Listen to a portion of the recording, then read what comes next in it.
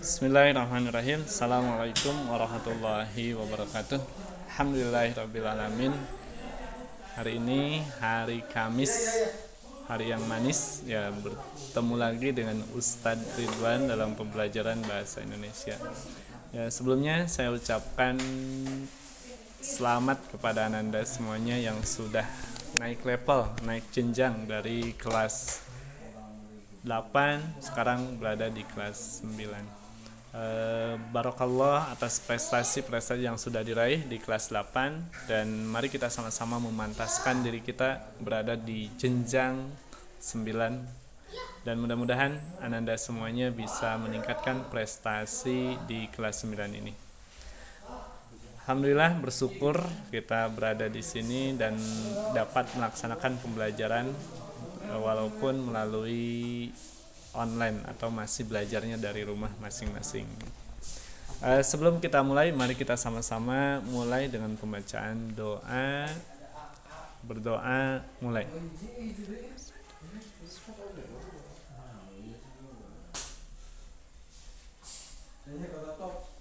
Ya, doa selesai dan alhamdulillah Ustadz akan memaparkan pembelajaran bahasa Indonesia di kelas 9 ini, bagaimana, siapa, dan dengan apa. Artinya pelajaran bahasa Indonesia ini tidak asing lagi dari semenjak TK, bahkan PAUD, bahkan di SD, SMP, SMA sampai perguruan tinggi pun pembelajaran bahasa Indonesia tetap dilakukan. Ini menunjukkan betapa pentingnya bahasa Indonesia. Bukan hanya bahasa Indonesia saja, tetapi bahasa menurut semuanya itu sangat penting, karena dengan bahasa kita bisa saling mengenal, dengan bahasa kita bisa saling berkomunikasi. Anda sekalian, tujuan pembelajaran bahasa Indonesia itu adalah sebagai upaya melatih peserta didik supaya Ananda semua supaya terampil berkomunikasi dalam bahasa ini, baik itu lisan, tulisan, baik dalam keadaan formal ataupun informal. Ya, kita nanti akan belajar bagaimana bahasa tulis dan bahasa lisan, ataupun di acara formal ataupun non formal. Kemudian yang ingin Ustadz sampaikan pada pertemuan pertama ini, bahasa Indonesia itu ya, jawabnya adalah yang di blog itu mudah. Jadi nanti kalau ketemu sama Ustadz, ketika Ustadz bertanya bahasa Indonesia itu, maka kalian jawab mudah. Kenapa mudah? Mudah dipahami, mudah dipelajari, dan mudah dipraktikkan. Jadi mulai hari ini kita samakan mindsetnya bahwa belajar bahasa Indonesia mudah dan menyenangkan. Mudah dipahami, mudah dipelajari, dan mudah dipraktikkan. Kemudian anak-anakku sekalian, ada beberapa aspek pembelajaran dalam bahasa Indonesia. Di antaranya adalah kita akan belajar membaca, menulis, berbicara, dan mendengarkan. Nah, jadi ada membaca, menulis, berbicara, mendengarkan. Ini merupakan salah satu prinsip belajar bahasa Indonesia, yaitu 4 in 1, 4 untuk semua. Ketika kita belajar membaca, pasti kita belajar juga membaca, mendengarkan, menulis, dan berbicara. Atau sebaliknya, kita belajar aspek yang lain, misalnya berbicara, pasti kita juga akan membaca, menulis, dan yang lainnya. Oke, anak-anak sekalian, pada kesempatan hari ini juga Ustadz ingin menyampaikan komitmen kita terhadap membaca. Kenapa Ustadz sampaikan kita harus memiliki komitmen untuk membaca? Karena ayat pertama dalam Al-Quran pun mengatakan Iqra, bacalah. Maka Ustadz hari ini ingin membangun komitmen kita dalam membaca. Sebelum kita membangun komitmennya, kita simak dulu tayangan video berikut ini. Assalamualaikum warahmatullahi wabarakatuh. Ibu Kepala Perpustakaan dan seluruh teman-teman dari jajaran Perpusnas, saya tadi baru memperhatikan Bapak Ibu, ternyata seluruh petinggi Perpusnas itu perempuan loh. Dari mulai kepalanya, deputinya, tadi ketua panitianya semua perempuan, dan alhamdulillah tahun ini duta baca perempuannya Ibu. Terima kasih banyak. Duta Baca Indonesia. terus terang perasaan saya bercampur, Bu. Antara khawatir dan senang. Dengan beberapa alasan. Saya akan mulai alasan yang khawatir dulu. Tadi malam saya sempat men-search, mencari data-data tentang seberapa jauh sesungguhnya bangsa ini suka membaca. Dan data-datanya itu menyesakkan dada. Saya bacakan beberapa.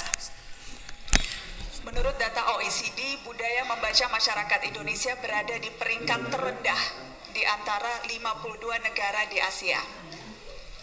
Ada satu lagi data. UNESCO tahun 2015 pernah membuat penelitian tingkat kemampuan membaca anak-anak. Di Eropa itu, 1 tahun rata-rata anak-anak membaca buku 25 buku. Di Jepang, Singapura, kemampuan mereka membaca buku dalam setahun 17 sampai 15 buku. Anak-anak Indonesia rata-rata 0 buku. Dari 1.000 orang, hanya 1 orang anak Indonesia yang punya minat membaca. Dari 1.000 hanya 1. Ada lagi data, kita mulai dari yang khawatir-khawatir dulu, Bu, biar akhirnya enak. Ada lagi data soal siswa SMA. Semua negara mewajibkan siswa SMA mereka membaca sejumlah buku-buku sastra, kecuali di Indonesia. Siswa SMA Indonesia tidak wajib membaca buku sastra dengan ada pengecualian sejumlah kecil sekolah elit yang swasta. Itu artinya berkewajiban tanpa membaca. Kata Taufik Ismail, ini tragedi. Tragedi yang sudah berlangsung selama 63 tahun. Tragedi 0 membaca. Jadi kita sebagai bangsa, Bapak Ibu, bukan hanya memunggungi laut dan maritim begitu lama, tapi memunggungi buku dan membaca begitu lama. Dan itu berarti kita memunggungi hampir semua hasanah kehidupan ini. Sebuah bangsa besar tanpa tradisi literasi hanya akan menjadi bangsa kelas teri. Perundung, pemaki, mudah diprovokasi tanpa keluasan hati dan imajinasi. Itu yang membuat saya tadi malam agak susah tidur, Ibu.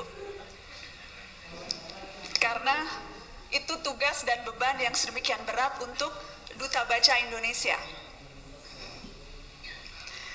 Buku adalah sebaik-baiknya sahabat. Saya percaya ungkapan ini dengan sepenuh hati saya. Ada ungkapan tentang bagaimana buku itu begitu bisa menjadi sahabat yang baik. Saya akan bacakan untuk Bapak Ibu. Buku menemani kita saat sadar dan tidur. Kemanapun kita pergi, ia bersedia mengikuti. Ia menasehati kita, ia dapat menjadikan kita tertawa, tak jarang kita menangis karena buku. Jika kita memintanya diam, ia akan patuh. Jika kita mencercanya, ia diam. Jika kita memujinya, ia tidak sedikit pun akan terpengaruh. Tidak ada teman yang lebih pandai, tidak ada teman yang lebih setia dari buku. Buku adalah sebaik-baiknya sahabat. Saya beruntung Bapak Ibu karena saya dituntun untuk mencintai buku sejak kecil lewat keluarga. Dikenalkan pertama kali buku karena dibacakan buku waktu kecil, waktu belum bisa membaca. Di rumah itu penuh dengan buku, keluar rumah pun mencari buku. Saya melihat ayah saya begitu rajin membaca buku dan sampai di rumah, karena saya begitu senang ya beli buku dan baca buku, saya punya perpustakaan kecil, Rp25 satu buku, untuk yang mau meminjam buku-buku saya dan kakak dan adik-adik saya. Jadi saya percaya pengalaman mencintai buku itu bisa ditumbuhkan dari kecil dan dari anak-anak karena itu terjadi pada saya. Bapak Ibu, ada satu rahasia sesungguhnya.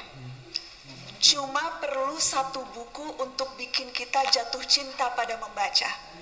Cuma perlu satu buku untuk buat kita jatuh cinta pada kebiasaan membaca dan membangun cinta membaca. Tidak perlu banyak-banyak. Dan menurut saya ini tugas yang paling menantang, Ibu, menjadi Duta Baca Indonesia.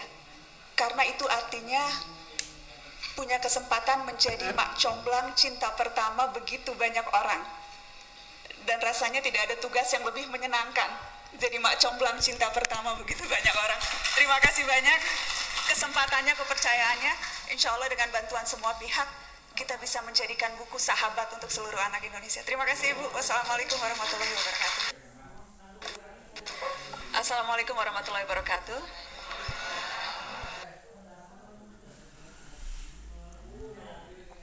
Ya, setelah melihat video tadi, kita akan coba komitmen kita dalam membaca. Kita resapi lagi video tersebut, ya, bagaimana kita ingin membangun budaya membaca ataupun literasi.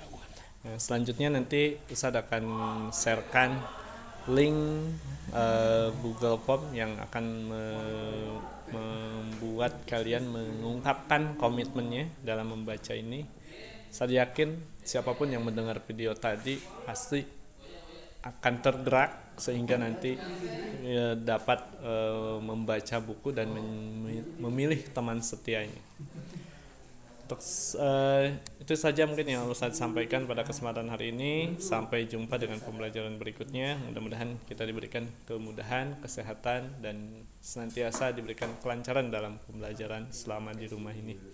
Terima kasih atas segala perhatiannya. Mohon maaf bila ada kesalahan. Billahi taufiq wal hidayah. Assalamualaikum warahmatullahi wabarakatuh.